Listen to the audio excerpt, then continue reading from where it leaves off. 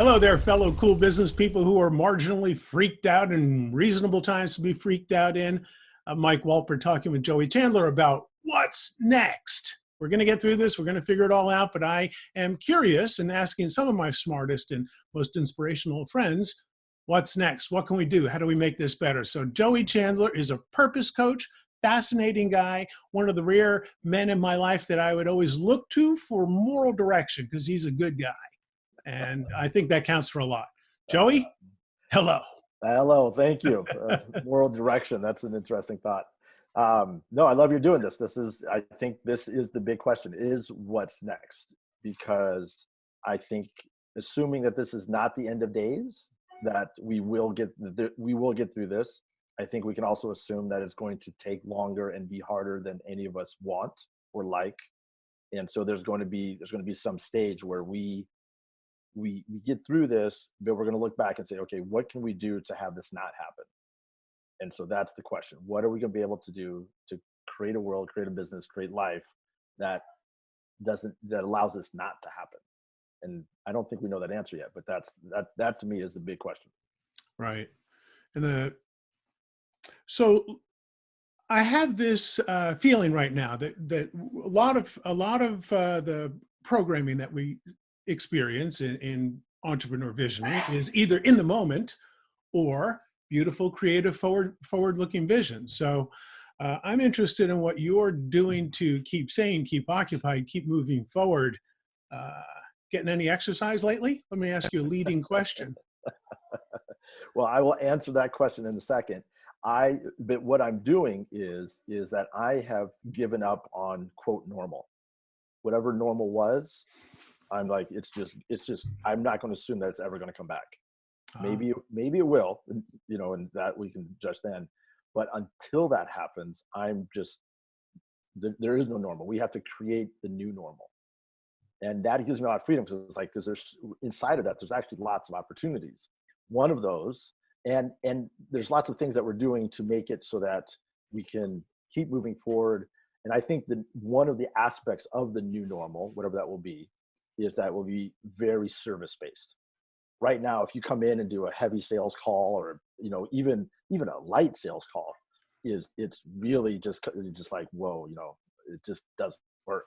We have to take care of ourselves, and we have to be of service to other people. So I think what's there to create is how can we create things that feed us and feed other people, feed our spirits and our souls, as well as feed in the spirit and souls of other people. And one of those things that I had the idea around doing is I created a program called Grab Your Junk. And it's a workout program. I've been doing it every morning now, for 8 or 10 days. And the whole premises is that our garages are filled with junk and that we can go into them, grab them, and do some sort of workout. Today was luggage. I went into my garage, and I actually had 2 other people on with me. We did a whole Zoom call, and we grabbed our thing, and we did like box jumps, and you can't. I am not a pretty man. I am not one of those like ripped ab guys. Like my belly's bouncing all around. and we're doing all these things, and we did some lunges, and it was really hard. But people were like, "This is awesome." And the funniest thing, I've been talking purpose for a long time. I posted one video about that, and I had a guy call me up. He has like 20,000 visitors to his webinar, and I don't know if that number is true, but he's like, "I love those workouts. I want you to come on and talk about your work." As if I have work. Purposeful luggage lifter. But the thing that works, and this is what I'm realizing that works about that grab your junk, because I think it actually it's silly, but it also serves purpose. It does 3 things. It helps people be creative, because you got to think like, what am I going to do? Okay. It helps people get exercise and move. Sure. Super critical, and it helps people laugh. And I think those 3 things are critical for me. And I think those 3 things are going to be critical for lots of people going forward. I agree. Great I love it. And the one thing that I see as the common thread through what you're talking about, and what I've noticed that you do is community. Your first reaction, as I've noticed, is gather people around. Hey, Yeah. you come on over here. Let's do a Zoomer. Let's get on a Skype call. Let's do a Facebook Live. I want to talk to you and you and you. So fun and some frivolity and reaching out to your community, maybe building one around what you're about. Absolutely. And I think I'd say lots of people are doing that. It's one of the most amazing things that's happening out of this is I had a call with one of my clients. He's about love. I'm a purpose guy. And he's about love.